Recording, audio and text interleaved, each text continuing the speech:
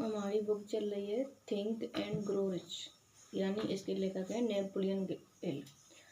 तो हमने इसकी प्रस्तावना और बेसिक परिचय के बारे में जान लिया। यानी इस बुक को तैयार करने में इस नेपोलियन हिल को 25 वर्ष लगे हैं। यानी 25 वर्ष का बहुत खोज करके बनाई है और अपने अनुभव भी इन्होंने प्रस्तुत किए हैं। तो हमारा अगला चैप्टर है परिचय, यानी सोच की शक्ति का परिचय। वह आदमी जिसने अपना रास्ता थॉमस ए एडिसन के साथ साझेदारी में सोचा। वास्तव में विचार वस्तुएं हैं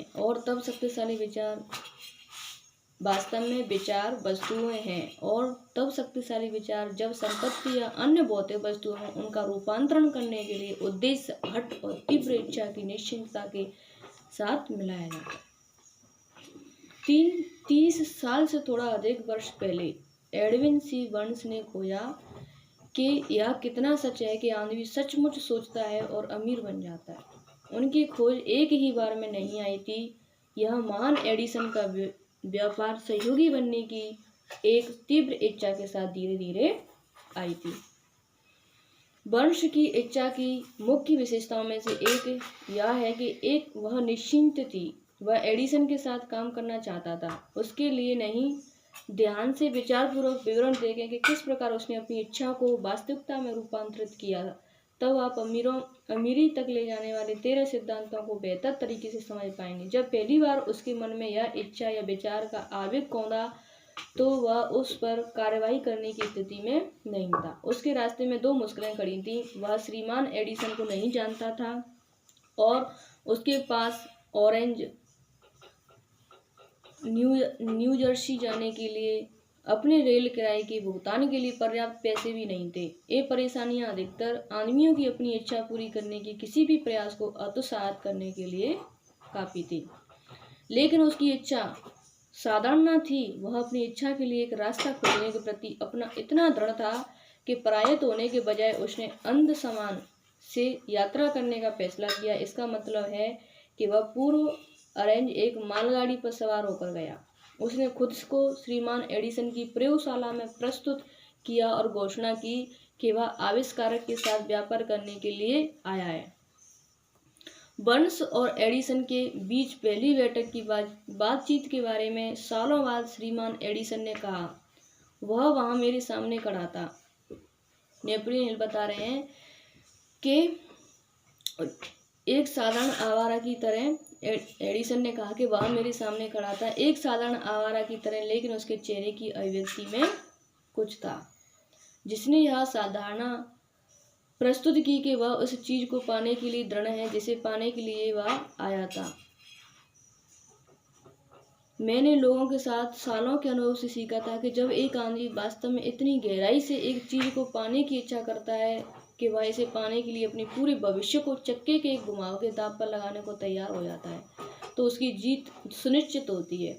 मैंने उसे वह अवसर दिया। यानी एडिसन कह रहे हैं कि मैंने उनको अवसर दिया जो उसने मांगा, क्योंकि मैंने देखा कि उसने तब तक कार्रवाई करने का मन बना लिया था जब तक कि सफलता नहीं मिलती। बाद में यह साबित हो गया कि उसने कोई गलती नहीं की थी। उस अवसर पर जो कुछ भी हुआ, बर्न्स ने श्रीमान एडिसन से कहा, वह उससे कहीं कम महत्वपूर्ण था जो उसने सोचा था। एडिसन ने खुद ऐसा कहा था, यह उस युवा का रंग रूप नहीं हो सकता जिसने उसे एडिसन के कार्यालय में अपनी शुरुआत दी, क्योंकि वह तो निश्चित रूप से उसके खिलाफ थी।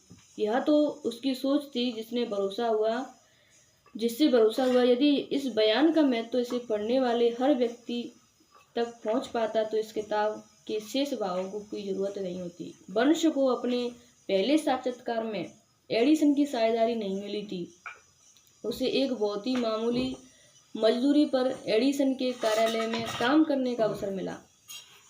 ऐसा काम जो कि एडिसन के लिए महत्वहीन था, लेकिन बर्न्स के लिए सबसे अधिक महत्वपूर्ण था, क्योंकि इसने उसे अपना व्यापारिक माल प्रदर्शित करने का अवसर दिया जहां उसका भावी साझेदार इसे देख सकता था। महीनों गुजर गए। स्पष्ट रूप से उस प्रतिष्ठित लक्ष्य को जो बर्न्स ने निश्चित मुख्य उद्देश्य के रूप में अपने दिमाग में स्थापित किया हुआ था, उसे लाने के लिए कुछ भी नहीं हुआ। लेकिन बर्न्स के मन में कुछ महत्वपूर्ण घटित हो रहा था। एडिसन का व्यापार सहयोगी बनने की अपनी इच्छा को वह लगातार तेज कर रहा था। यानी वह एडिसन के साथ बर्न्स अपना व्यापार करना चाहता था सहयोग के रूप में।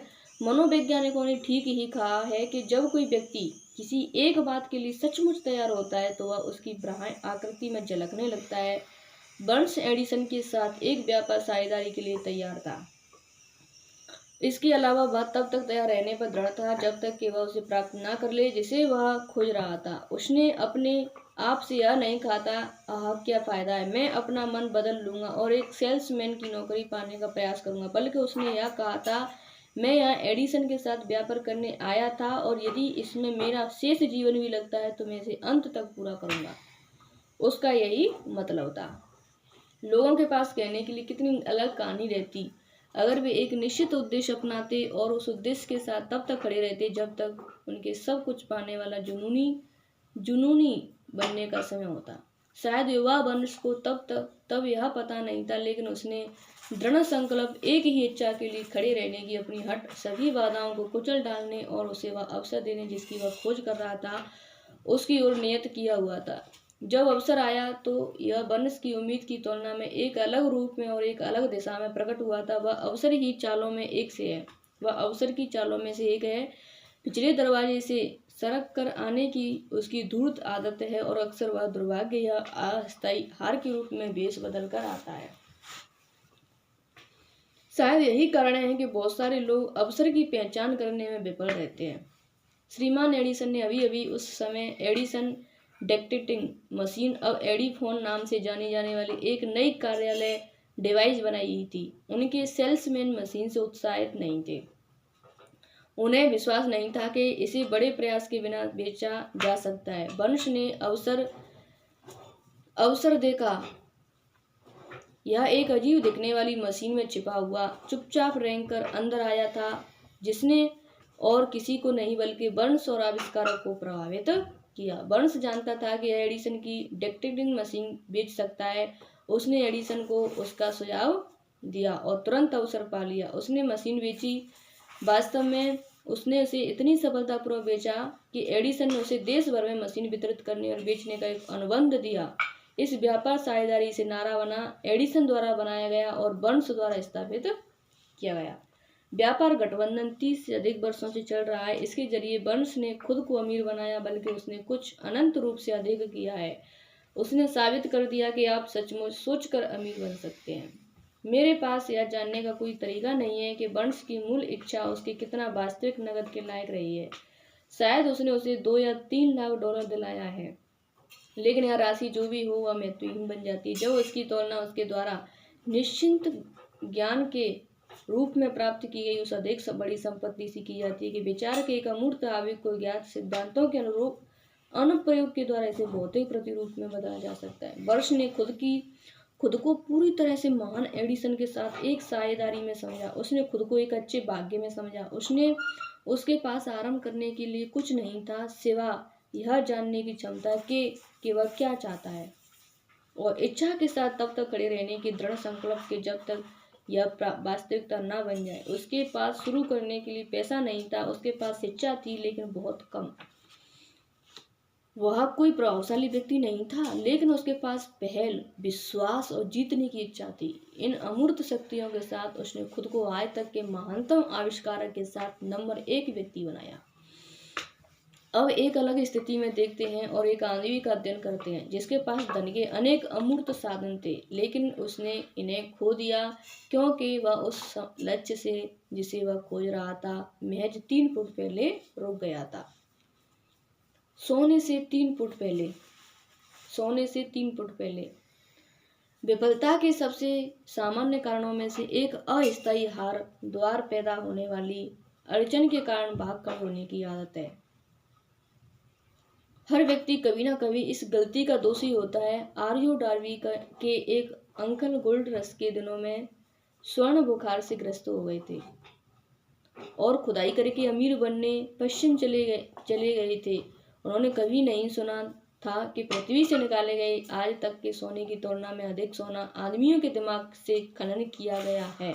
उन्होंने दावा किया और कुदाली और फावड़े से काम करने चले गए। जाना बहुत कठिन था, लेकिन सोने की उनकी लालसा निश्चित थी। सप्ताहों के श्रम के बाद वे चमकने वाले अयस्क की खोज के द्वारा पुरस्कृत हुए। अयस्क को सतह पर लाने के लिए उन्हें मशीनरी की जरूरत थी। उन्होंने चुपचाप खदान को ढक दिया। विलियम्सबर्ग, मैरीलैंड में अपने घर की ओर जाने वाले नक्शेदमों को दोहराया। अपने रिश्तेदारों और कुछ पड़ोसियों को खोज के बारे में बताया। उन्होंने आवश्यक मशीनरी के लिए पैसे इकट्ठा किया, उसे भिजवा दिया। अंकन और डार्बी खदान का काम करने के लिए वापस चले गए। अयस्क की पहली कार का खनन किया गया और एक प्रगल्भशाला को भेज दिया गया। उसके लाभ ने साबित कर दिया कि उनके पास कोलोराडो की सबसे समृद्ध खानों में से एक थी। अयस्क की कुछ और कारें कर्जे को निपटा देती, तब एक बड़ा लाभ हाथ आता। खुदाई गहरी होती गई। डार्बी और अंकल की उम्मीदें ऊपर चढ़ती गईं। फिर कुछ हुआ। स्वर्ण अयस्क की वाहिनी गायब हो गई। वे इंद्रधनुष के अंत पर पहुंच गए थे और सोने का कटोरा अब नहीं रह गया था। फिर से बाहिका खोजने की कोशिश करते हुए वे बेतहाशा खुदाई करते रहे, पर कोई फायदा नहीं हुआ। अंत में उन्होंने छोड़ देने का फैसला किया। उन्होंने सारी मशीनरी कुछ $100 में एक कबाड़ी को बेच दी और वापस घर के लिए ट्रेन पकड़ ली। कुछ कबाड़ी बेवकूफ़ होते हैं, लेकिन यह नहीं था। उसने खादान को देखकर एक छोटी सी गणना करने के लिए खनन इंजीनियर को बुलाया। इंजीनियर ने सलाह दी कि परियोजना विफल रही है क्योंकि मालिक कमियों की लाइनों से परिचित नहीं थे। उसकी गणना ने दिखाया कि खुदाई इस जगह से महज 3 फुट दूर होती, जहां पर डार्बी ने खुदाई बंद कर दी थी, और वह बिल्कुल उसी जगह पर पाई गई। कबाड़ी ने खादान से अयस्क में करोड़ों डॉलर कमाए, क्योंकि वह हार मानने से पहले विशेषज्ञ की सलाह लेने के बारे में पर्याप्त जानता था। अधिकांश पैसा जो मशीनरी में चला गया था, आरयू डार्बी, जो तब तक बहुत ही युवा आदमी थे, के प्रयासों से प्राप्त हुआ था। वह पैसा उसके रिश्तेदारों और पड़ोसियों के उसमें विश्वास के कारण प्राप्त हुआ था। उसने हर डॉलर का भुगतान किया, हालांकि ऐसा करने में उसे सालों लगे। लंबे समय बाद श्रीमान डार्बी ने अपने नुकसान की कई गुना भरपाई कर ली, जब उन्होंने यह खोज कर ली कि इच्छा को सोने में रूपांतरित किया जा सकता है। यह खोज उनके जीवन बीमा बेचने के व्यवसाय में जाने के बाद हुई। यह याद करते हुए कि उसने एक बहुत बड़ा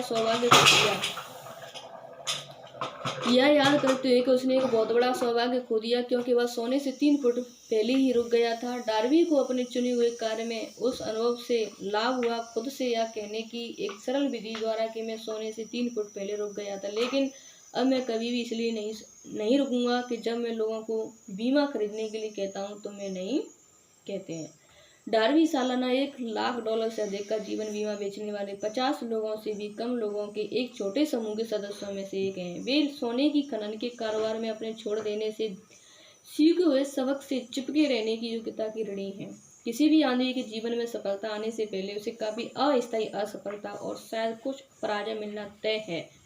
जब पराजय एक आदमी को काबू करती है तो सबसे आसान और सबसे तार्किक बात उसे छोड़ देना होता है। ज्यादातर लोग बिल्कुल यही करते हैं। इस देश के अभी तक के सबसे सफल लोगों में से 500 से अधिक लोगों ने लेखक को बताया कि उनकी सबसे बड़ी सफलता उन्हें मिली हार के बिंदु से परे सिर्फ एक कदम आगे मिली।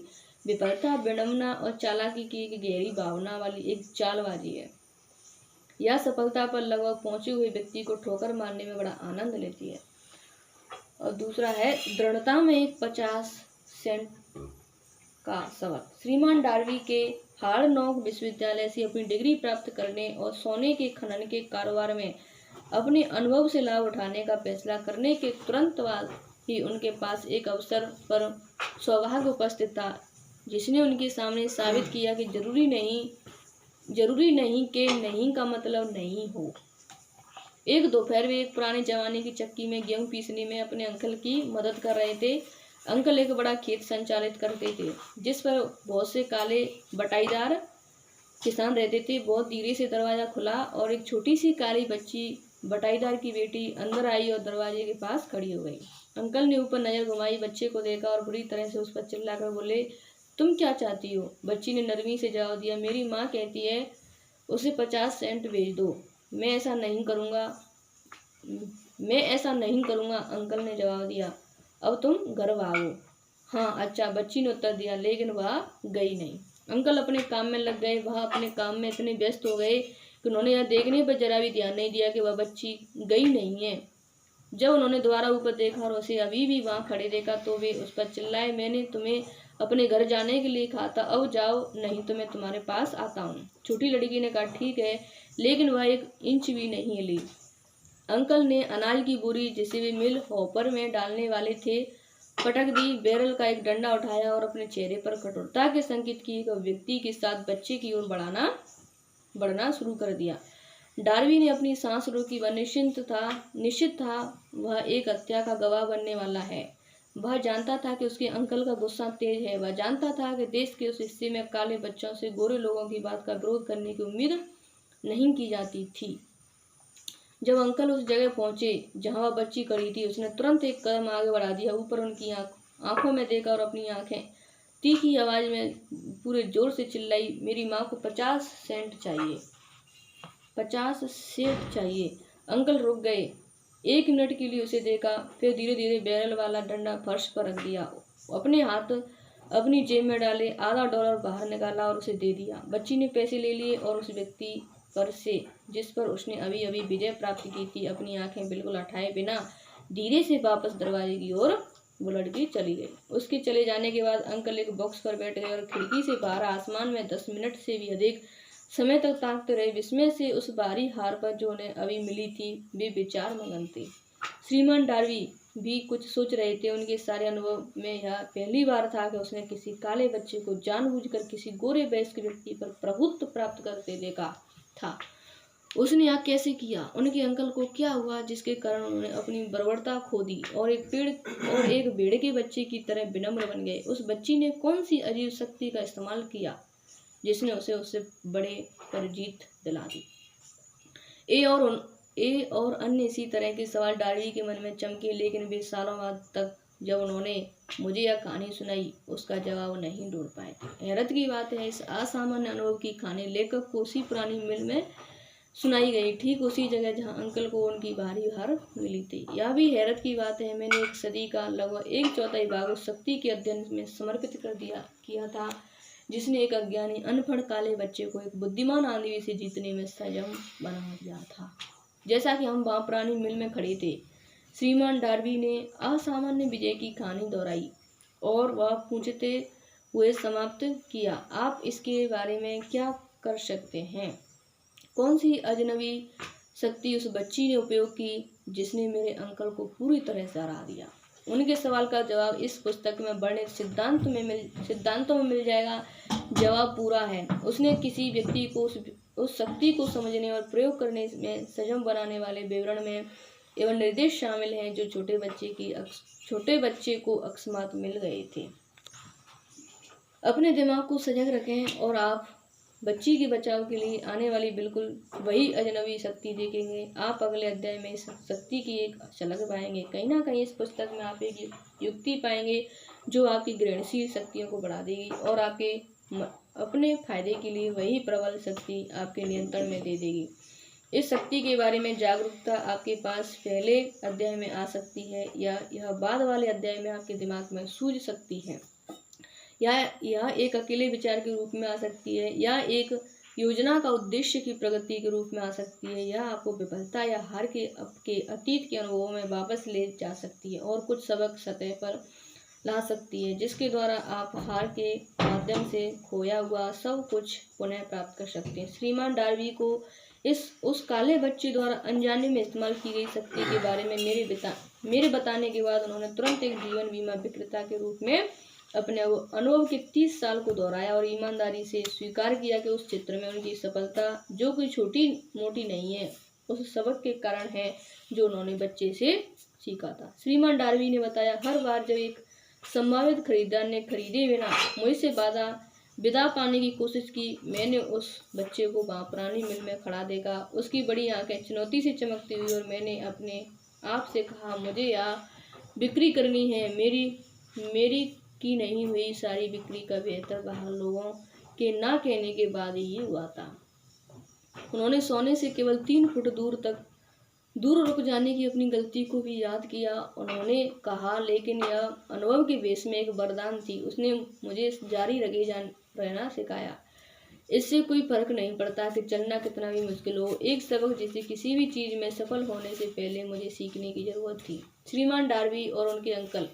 काली बच्ची और सोने की खान की यह कहानी है। निसंदेह उन सैकड़ों लोगों द्वारा पढ़ी जाएगी जो जीवन बीमा बेचकर अपना जीवन यापन करते हैं और इन सबके लिए लेखक सुझाव की पेशकश करना चाहता है कि डार्बी हर साल $1,00,000 से अधिक का जीवन बीमा बेचने की अपनी क्षमता के लिए इन 2 अनुभवों का ऋणी है। जीवन अजनबी है और अक्सर अति सूक्ष्म। सफलता और असफलता दोनों की जड़ें साधारण अनुभवों में होती हैं। श्रीमान डार्बी के अनुभव काफी सामान्य और सरल थे, फिर भी वे जीवन में उनके भाग्य का जवाब रखते थे। इसलिए वे उतनी ही महत्वपूर्ण थे उनके लिए जितना कि स्वयं जीवन। उनको इन 2 नाटकीय अनुभवों से लाभ हुआ क्योंकि उन्होंने उनका विश्लेषण किया और उनका सिखाया सबक प्राप्त किया। इस आंधी का क्या जिसके पास न समय न ही ज्ञान की खोज में प्राप्त किया। उस आंधी का क्या जिसके पास न समय न ही ज्ञान की खोज में विफलता का अध्ययन करने का झुकाव, जो सफलता की ओर ले जा सकता है।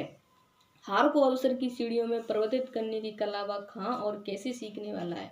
इस किताब को नई सवालों के जवाब में लिखा गया था। इनके जवाब 13 सिद्धांतों के वर्णन में कहे जाते हैं। लेकिन याद रखें, जैसे जैसे आप पढ़ते हैं तो शायद उस सवाल का जिसने आपको जीवन की विचित्रता पर विचार करने का कारण दिया है, जो जवाब आप चाहते हो वह शायद आपके सामने अपने दिमाग में किसी विचार, योजना या उद्देश्य के माध्यम से पाया जा सकता है, जो शायद पढ़ते हुए आपके दिमाग में कौन जाता है। एक ठोस विचार ही वह सब कुछ है जो आपको सफलता हासिल करने के लिए चाहिए। इस पुस्तक में वर्णित सिद्धांतों में उपयोगी अवधारणाएं बनाने के ज्ञान संबंधित उपाय और साधनों में से सबसे पहले अच्छे और सबसे व्यवहारिक उपाय शामिल हैं। इससे पहले कि हम इन सिद्धांतों का वर्णन करने के लिए अपने दृष्टिकोण में आगे बढ़े, हम विश्वास करते हैं कि आप यह महत्वपूर्ण सुझाव प्राप्त करने के हकदार हैं। जब अमीरी आना शुरू होती है तो वह इतनी जल्दी आती है, ऐसी बड़ी बहुतायत में कि आप आश्चर्य करते हैं ये उन सभी मंदी के सालों के दौरान कहाँ छुपी हुई थी। यह एक चौंकाने वाला बयान है और अन्य सब भी इसी तरह। जब हम आम धारणा को ध्यान में लाते हैं कि अमीरी कठिन और लंबे समय तक काम करने वाले लोगों को ही मिलती है। जब आप सोचना और अमीर बनना शुरू करते हैं, आप देखेंगे कि अमीरी मन की एक अवस्था से उद्देश्य की निश्चितता के साथ बहुत थोड़ी या बिल्कुल भी मेहनत नहीं से शुरू होती है। आप और हर अन्य व्यक्ति को यह जानने में रुचि लेनी चाहिए कि किस प्रकार दिमाग की उस अवस्था को प्राप्त किया जाए जो अमीरी को आकर्षित करे। मैंने 25,000 से अधिक लोगों का विश्लेषण करते हुए अनुसंधान में 25 साल बिता दिए, क्योंकि मैं भी जानना चाहता था उस तरह से लोग अमीर कैसे बनते हैं। उस अनुसंधान के बिना यह पुस्तक नहीं लिखी जा सकती थी। यहाँ एक बहुत ही महत्वपूर्ण सच्चाई पर ध्यान देते हैं, अर्थात व्यापार मंदी 1929 में शुरू हुई थी और विनाश के रिकॉर्ड समय तक जारी रही जब तक कि कुछ समय बाद राष्ट्रपति रूजवेल्ट ने कार्यालय में प्रवेश किया। फिर मंदी शून्य में फीकी होनी शुरू हो गई। बिल्कुल उसी तरह जैसे एक थिएटर में एक बिजली मिस्त्री इतने धीरे धीरे रोशनी उठाता है कि आपके इसे महसूस करने से पहले अंधेरा प्रकाश में परिवर्तित हो जाता है, ऐसे ही लोगों के मन में भय का जादू धीरे धीरे फीका हो जाता है और विश्वास बन जाता है। बहुत बारीकी से निरीक्षण करें। जितनी जल्दी आप इस दर्शन के सिद्धांतों पर प्रभुत्व प्राप्त करते हैं और उन सिद्धांतों को लागू करने के लिए निर्देशों का पालन करना शुरू करते हैं, आपकी वित्तीय स्थिति में सुधार आना शुरू हो जाएगा और जिस चीज को भी आप छुएंगे वह आपके लाभ के लिए संपत्ति में बदलना शुरू हो जाएगी। असंभव बिल्कुल नहीं। मानव जाति की मुख्य कमजोरियों में से एक औसत आदमी का असंभव शब्द के साथ परिचय होना है। वह उन सभी नियमों को जानता है जो काम नहीं करेंगे। वह उन सभी चीज़ों को जानता है जिन्हें नहीं किया जा सकता है। इस किताब को उन लोगों के लिए लिखा गया था जिन्हें उन नियमों की तलाश है, जिन्होंने दूसरों को सफल बना दिया है और जो सब कुछ उन नियमों के लिए दांव पर लगाने को तैयार है। कई साल पहले मैंने एक बढ़िया शब्दकोश खरीदा था। पहली बात जो मैंने इसके साथ की वह थी असंभव शब्द पर जाना और उसे बड़े करीबी से किताब से हटा देना। आपके लिए ऐसा करना कोई मूर्खता की बात नहीं होगी। सफलता उन लोगों को मिलती है जो सफलता के प्रति सचेत हो जाते हैं। असफलता उन लोगों को मिलती है जो उदासीनता से खुद को असफलता के प्रति जागरूक बनने की अनुमति देते हैं। इस पुस्तक का उद्देश्य उन लोगों की मदद करना है जिन्हें दिमाग की विफलता की चेतना को सफलता की चेतना में बदलने की कला सीखने के लिए इसकी तलाश है। कुल मिलाकर बहुत से लोगों में पाई जाने वाली एक और कमजोरी स्वयं के विचार और मान्यताओं द्वारा हर चीज हर किसी को मापने की आदत है। कुछ लोग जो इसे पढ़ेंगे वे विश्वास करेंगे कि कोई भी सोचकर अमीर नहीं बन सकता है। वे अमीरी की दृष्टिकोण से नहीं सोच सकते क्योंकि उनकी सोचने की आदत गरीबी, अभाव, दुख, विफलता और हार से भरी हुई है। ये दुर्भाग्यपूर्ण लोग मुझे एक प्रमुख चीनी की याद दिलाते हैं जो अमेरिकी मायनों से शिक्षित होने के लिए अमेरिका आया था। उसने शिकागो विश्वविद्यालय में दाखिला लिया। एक दिन राष्ट्रपति हार्पर इस युवा ओरिएंटल से परिसर में मिले। कुछ मिनट उसके साथ बातचीत करने के लिए रुके और पूछा कि अमेरिकी लोगों की कौन सी सबसे ज़्यादा ध्यान दिए जाने लायक विशेषता ने उसे प्रभावित किया था। क्यों? आश्चर्यचकित चीनी बोला, आपकी आंखों का अजीब तिरछापन। आपकी आंखें तिरछी नहीं है। हम चीनियों के बारे में क्या कहते हैं? हम उस पर विश्वास करने से मना कर देते हैं जो हमें समझ में नहीं आती है। हम मूर्खतापूर्वक विश्वास करते हैं कि हमारी अपनी सीमाओं का उचित माप है। निश्चय ही अन्य लोगों की आंखें तिरछी नहीं होती क्योंकि वे वैसी नहीं है जैसी हमारी हैं। लाखों लोग हेनरी फोर्ड की उपलब्धियों को देखते हैं। उनके पहुंच जाने के बाद उनकी अच्छी किस्मत या भाग्य या प्रतिभा या जो कुछ भी है जिसे आप फोर्ड के भाग्य के लिए जिम्मेदार मानते हैं उसके कारण उसने इश्यू करते हैं। शायद हर 100,000 में से एक व्यक्ति फोर्ड की सफलता का राज जानता है और जो जानते हैं वे इसकी सरलता के कारण इसके बारे में बात करने के प्रति बहुत सादे संकुची हैं। एक एकल व्यवहार इस राज को पूरी तरह से चित्रित कर देगा। कुछ साल पहले फोर्ड ने अपना आज का मशहूर V8 मोटर का उत्पादन करने का फैसला किया था। उन्होंने एक ब्लॉक में पूरे 8 सिलेंडरों वाले एक इंजन का निर्माण करना चुना। 8 सिलेंडरों वाले एक इंजन का निर्माण करना चुना और अपने इंजीनियरों को इंजन का एक डिजाइन प्रस्तुत करने का निर्देश दिया। डिजाइन को कागज पर रख दिया गया था, लेकिन इंजीनियरों ने एक व्यक्ति से सहमति व्यक्त की कि एक टुकड़े में एक आठ सिलेंडरों वाले गैस इंजन ब्लॉक की ढलाई करना सामान्यतः संभव था। फोर्ड ने कहा किसी भी तरह इसका निर्माण करो। उन्होंने जवाब दिया लेकिन यह संभव है। आगे बढ़ो। फोर्ड ने आज्ञा दी और काम पर लगे रहो जब तक कि सफल ना हो जाओ। कोई फर्क नहीं पड़ता कि कितना समय लगता है। इंजीनियर आगे बढ़े। यदि उन्हें फोर्ड का कर्मचारी बने रहना था तो उनके पास करने के लिए और कुछ भी नहीं था। 6 महीने गुजर गए, कुछ नहीं हुआ। अन्य 6 महीने और बीत गए, अभी भी कुछ नहीं हुआ। इंजीनियरों ने आदेश को पूरा करने के लिए हर कल्पनीय योजना की कोशिश की, लेकिन लगा कि यह हो ही नहीं सकता, यह असंभव है। वर्ष के अंत में फोर्ड ने अपने इंजीनियरों के कार्य की जांच की और फिर उन्होंने इसे बताया कि उसके आदेश को पूरा करने के लिए कोई रास्ता नहीं मिला है। सीधे आगे बढ़ो। फोर्ड ने कहा मैं यह चाहता हूँ और मैं यह पा लूंगा। वे आगे बढ़े और तब मानो जादू के किसी झटके में राज खोल दिया गया। फोर्ड का दृढ़ संकल्प एक बार और जीत गया। यह कहानी सूक्ष्म सटीकता के साथ नहीं कही जा सकती, लेकिन उसका योग और अंतर्वस्तु सही है। आप जो सोचें और अमीर बनने की इच्छा रखते हैं तो इससे परिणाम निकालें। फोर्ड का लाखों का राज यदि आप कर सकते हो, आपका बहुत दूर देखने की जरूरत नहीं होगी। हेनरी फोर्ड एक सफलता है क्योंकि वह सफलता के सिद्धांत को समझता और लागू करता है। इनमें से एक इच्छा है। कोई क्या चाहता है यह जानना। जब आप पढ़ते हैं फोर्ड की इस कहानी को याद करें और उन पंक्तियों को समझें जिनमें उसकी अद्भुत उपलब्धि के रहस्य का वर्णन किया गया है। यदि आप ऐसा कर सकते हैं, यदि आप इन सिद्धांतों के विशेष समूह पर अपनी उंगली रख सकते हैं जिन्होंने हेनरी फोर्ड को अमीर बना दिया, तो आप उसकी उपलब्धियों की लगभग किसी भी व्यवसाय में बराबरी कर सकते हैं जिसके लिए भी आप अनुकूल हैं। आप अपने भाग्य के मालिक, अपनी आत्मा के कप्तान हैं, क्योंकि इसको हम कल पढ़ेंगे। ये भी तुम्हारा परिचय चल रहा है। फिर इसके बाद हमारा चलेगा इच्छा, सेकंड चैप्टर चलेगा इच्छा। तो इसमें